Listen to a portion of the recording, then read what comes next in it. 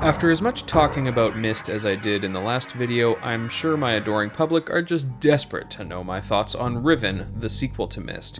And frankly, so am I. Despite having Riven in, or at least around my life for most of it at this point, it is a game I only finished for the first time ever this year. Yeah, I'm disappointed in me too. By the time 1997 rolled around and Riven was finally out to the public, the trusty family computer was well and properly antiquated, and running a current release was a pleasant and enjoyable dream fading quickly into a workday. So I relied heavily on playing it at friends' houses, and eventually borrowing it when we did finally get a computer that might run it. If you watched my previous video on Myst, then you might see how my experience with Riven was never going to be able to match up with how I took in its predecessor. Myst is a game I owned, played constantly, and just finished making a 50-minute video describing how much it has permeated my gaming experience overall. Riven was short bursts of interaction that often led nowhere in particular, half-remembered details spread thin across months, even years of first seeing them. Even the Steam version of the game was just out of reach, for reasons I never properly deciphered, being playable for only minutes at a time before completely freezing solid.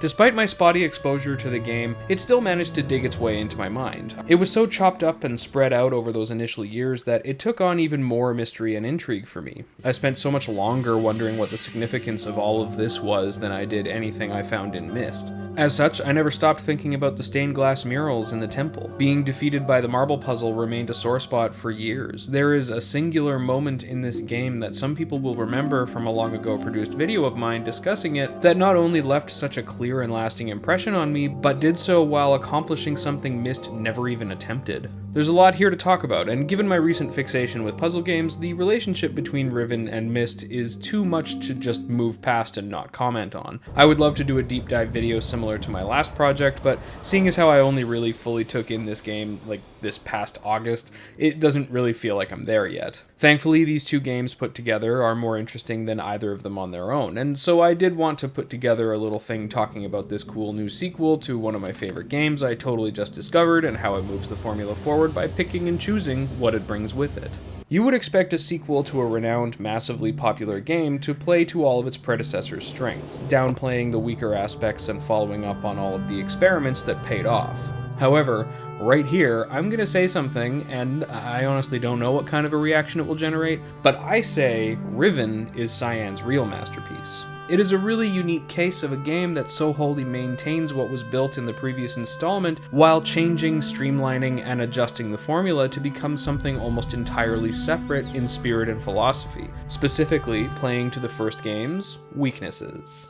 That's right, this isn't your bog standard iterative sequel with the refining of the mechanics and expanding of the scope. It isn't even a cheeky, self-aware, aren't sequels weird kind of sequel. If you ask me, Riven is closer to your Chrono Crosses or your Bloodborns, something that is clearly aware of where it came from and what it wants to do, but changing the way it walks that road. And it might be kind of hard to fully appreciate this as an outside observer. The footage I'm showing in this video looks a lot like what I showed in the Myst video, a point-and-click adventure game wandering through an otherworldly environment, but maybe with a more consistent aesthetic on screen, and with a notably awkward-looking letterboxing scheme that accommodates an inventory. I just wanted to get that in there to explain why the footage looks like that.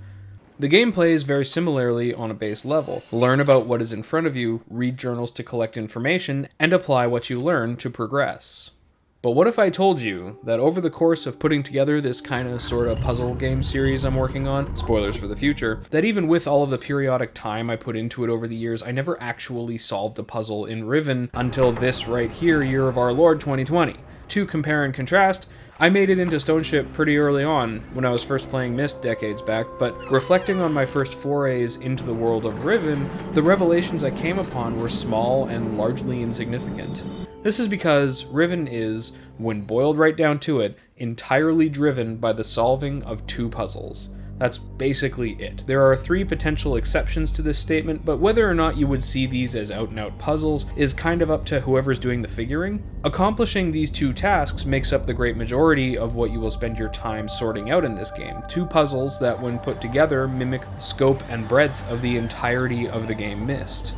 Now, if this is starting to carry echoes of familiarity, then just harken back to my Myst video where I complained about this exact sort of thing in mechanical and selenitic ages. A pair of multifaceted puzzles with one answer to find hidden within the surrounding landscape, both of them leaving me wanting.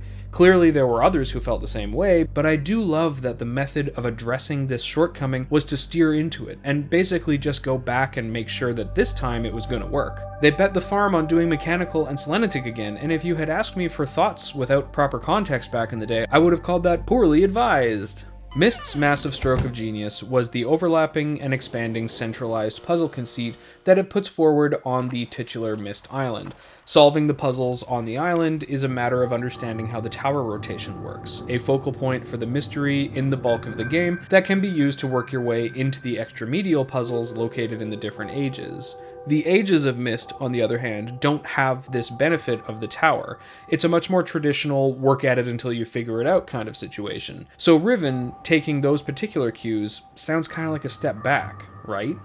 Well, the way we get around that is that Riven and the world it offers is very much like the kind of place that Atris wrote about in the first game. The journals you find in the library on Myst Island describe worlds and peoples with characters who have wants and fears and anxieties, which we only get to experience in those secondhand accounts we read on our own time. While the actual exploration of these worlds is essentially like looking at a painting that helps us make judgments on two very specific characters. These supposedly once populated worlds are nothing more than spaces for a vague outline of backstory. But Riven is our chance to live that wider experience, or at least reach for it. Here we will come across people, their homes, their villages, places of worship. We can learn about hardships and resistances. There are people in this world who sometimes get in your way, or sneak up on you in the forest, but mostly they hide, being suspicious of outsiders. As soon as you show your face on the edge of town, the alarm is sounded, and the place is barren. You are a known interloper, and people are trying to avoid you. If I had to try and come up with a pithy and quick way to describe the distillation of what separates Myst and Riven, I would call it rigidity versus mundanity. Myst is a game that very clearly tells you that every major thing that appears in the movement of the game, other than the bedrooms in the Ages of Myst, is part of something that will happen. Interactions at work, or will eventually lead to progress. Everything on the island specifically has a utilitarian purpose, barely even implying that anyone lives or has lived there. This is the rigidity in the way Myst sets about making you wander through a place full of curiosities, figure out what it all means and how it all fits together. Riven, on the other hand, asks the question, what is it about this place which you are brand new to that is just out of place enough to lead you to a conclusion? What can you notice amongst everything that is mundane to the people here that is instead remarkable? The lived-in world of Riven lets us look at a house and say, okay, that's a house. And that's it. A totally different thought than seeing a log cabin on Myst Island and saying, okay, that's a house. But what is it for?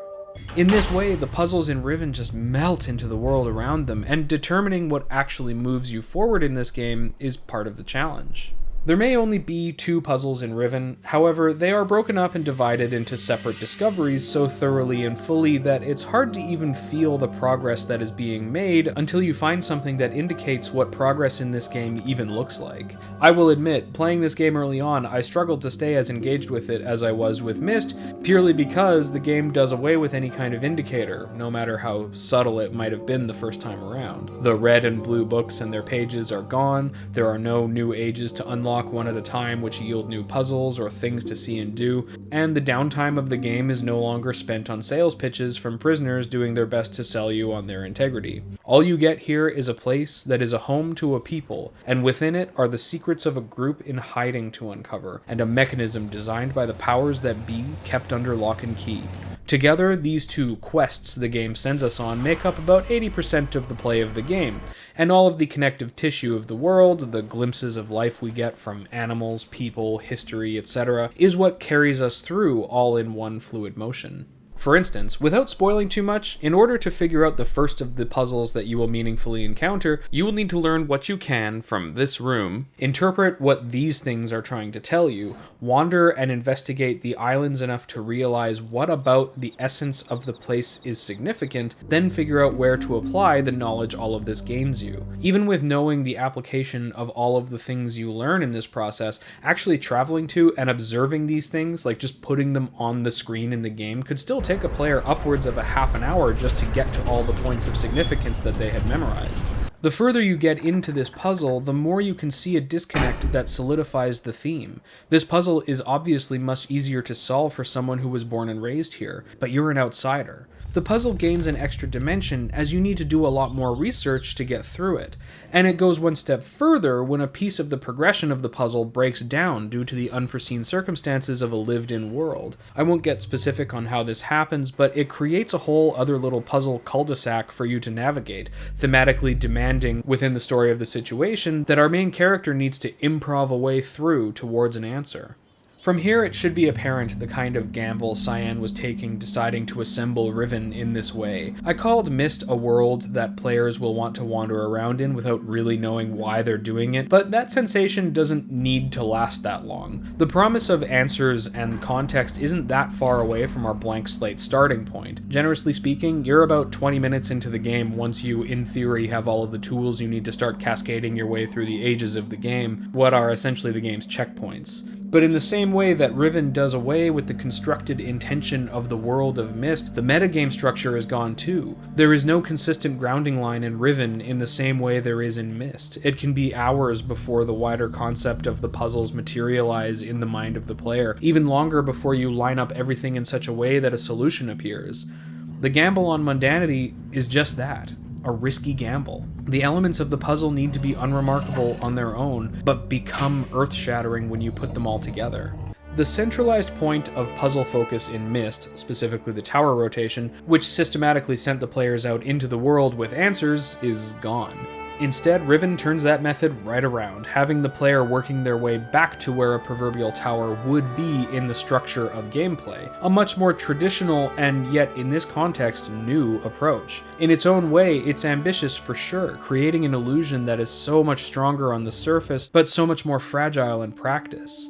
Yeah, so real talk, making a logic mistake or even just writing something down wrong in your notes is so much more of a time sink in this game. Having to wander back through multiple points in the game to check your work is a real inspiration killer. This happened to me while playing the game for this video, and it was kind of crippling in the face of the goals the game has in mind. You know, there is no tower to run back to and quickly refresh your memory on the latest clue. It's a lot of careful examination and re-examination when something goes wrong, and it's likely that a long time will pass before you even realize something has gone wrong. That's the point at which I pulled up a guide to check my work, and I'm pleased to say that I did understand the puzzle and the point of it. I just wrote a number down wrong on the placement of this grid puzzle, which, if you know anything about this game, is a particularly annoying thing to try and correct. And since we're on the topic of disappointments, the ultimate puzzle is hidden in plain sight aspect I loved so much about Myst is sadly gone. The mechanisms by which the ending is initiated are in fact readily available and look like that's what they're leading towards, but tragically are locked in place by arbitrary variables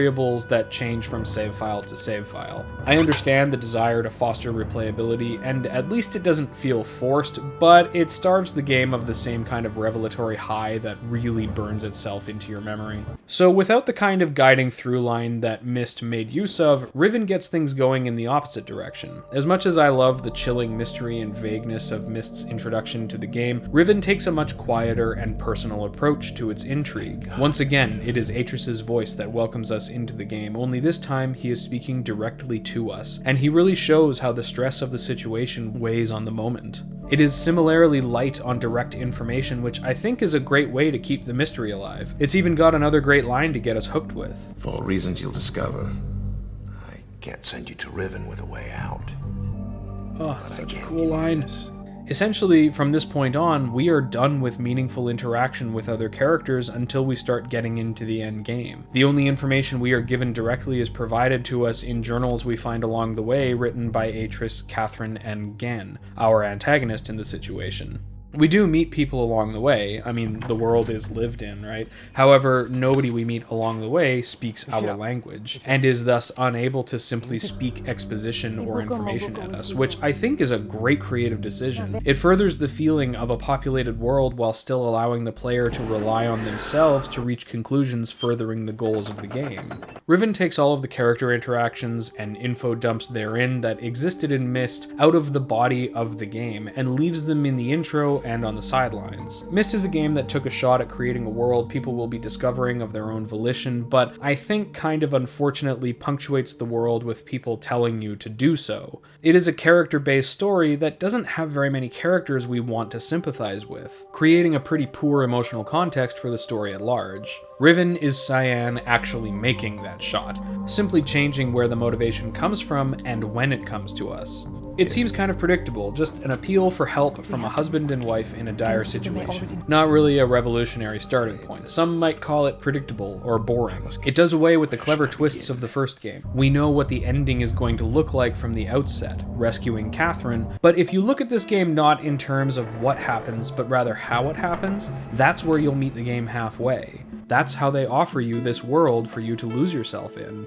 The story of Riven is tailor-made to be non-intrusive. I talked briefly in the last video about how the story of Myst is about being present in the midst of a three-way stalemate, with one branch of that trifecta obscured by the story. Here is where we see the full picture. Riven is little more than the conclusion to what is put in motion by Myst, addressing how Catherine is stranded in Riven, her homeworld, and also the place where Atris imprisoned Gen, his father, which is what is being depicted in the opening scene of Myst, for anybody curious, to try and limit the damage of his influence on other worlds, but who is now presumably holding Catherine prisoner. The relationship between these two pieces of the story is fascinating to me because they are essentially one and the same, while at the same time allowing both games to operate completely separately from each other while being enriched by the presence of the other. It reinforces the story method established in the first game. It can be entirely secondary to the experience of exploring and understanding the world if that's what the player wants.